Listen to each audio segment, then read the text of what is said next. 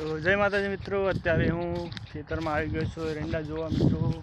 તો એરંડાની માળો પાછી બધી આવી ગઈ છે મિત્રો, અને હવે હું પેલી સાઈડ જાઉં છું ઘઉં જોવા। તો મિત્રો આ વિડીયો તમને ગમે તો લાઈક કરજો, શેર કરજો, સબસ્ક્રાઈબ કરજો મિત્રો।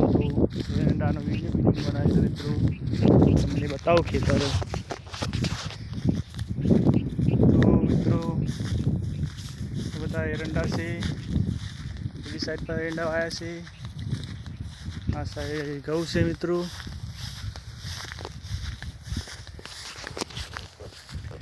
તો દાડામાં એરંડા તો જોવા આપવું પડશે મિત્રો, કેમ કે ખેતરમાં તો જોવું પડે કે રોજવા બોજવા આવે નહીં।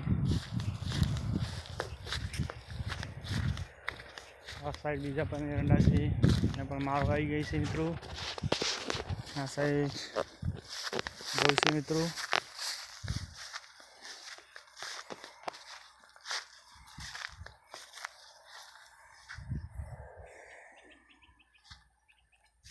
તો જમવા પમદારો પાણી પાઈ દઉં।